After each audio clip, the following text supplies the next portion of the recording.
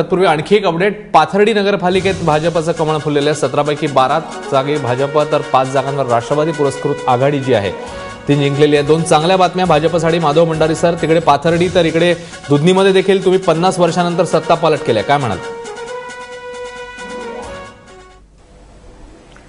दुधनीमध्ये सत्ता पालट करण्यामध्ये आम्हाला पूर्वी कधी यश आलं नव्हतं. जरी खरं असलं तरी दुधनीमध्ये आमची ताकद आहे. आमचं काही ना काही लोक पूर्वापार निवडून येत असत. यावेळेला मात्र तिथे पूर्ण सत्ता पालट करण्यात आम्ही यशस्वी झालो आणि निश्चितच एक आनंदाची बातमी. सिद्धराम म्हेत्रेंचं राजकारण, त्यांचा आम्ही विधानसभेतही पराभव केला होता एकदा.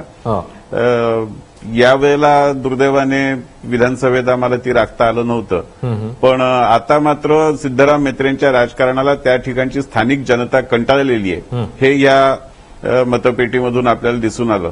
पाथर्डीचा निकाल सुद्धा साधारणपणे आमच्या अपेक्षेनुसार आहे. ठीक आहे, देशपांडे सरांकडे जाऊया. देशपांडे सर, भाजपच्या दृष्टीने दोन्ही निकाल आपल्याला पॉझिटिव्ह दिसत आहेत. तुम्ही कसं बघताय या दोन्ही निकालांकडे? नाही, भंडारी सर म्हणाले ते बरोबर आहे की सिद्धराम म्हेत्रेंच्या विरुद्ध मागच्या विधानसभेमध्ये भाजपाने ते जिंकली होती विधानसभा निवडणूक. त्याच्यामुळे भाजपाचं तिथे अस्तित्व आहे. सोलापूर जिल्ह्यामध्ये जे काही पॉकेट्स आहेत भाजपाचे, विशेषतः त्या भागामध्ये, पलीकडच्या भागामध्ये, कर्नाटकच्या सीमेवरच्या भागामध्ये, तिकडे मला त्याचा फायदा त्यांना झालेला आहे, कारण तिथे भाजपाची बऱ्यापैकी शक्ती आहे. दुसरं, एक मागच्या निवडणुकीमध्ये म्हणजे त्या नगर परिषदेमध्ये 17 पैकी 15 जागा काँग्रेसच्या होत्या आणि असं वर्षानुवर्ष होतं. तिथे विरोधकांचं अनेकदा खातंही नाही उघडलेलं.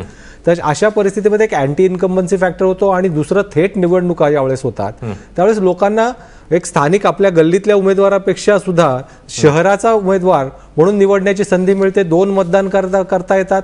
नगरसेवक आपल्या जवळचा आणि शहराच्या दृष्टीने चांगला असणारा उमेदवार हा अध्यक्ष, अशा वेगवेगळ्या पद्धतीचे मतदान होतं. असं मतदान तुम्हाला दिसेल की बहुमत एका पक्षाकडे आणि नगराध्यक्ष वेगळा, म्हणून त्याच लोकांनी केलेलं मतदान आहे. तर मला वाटतं ह्या पक्षातही त्याचा डेफिनेटली फायदा होऊ शकतो.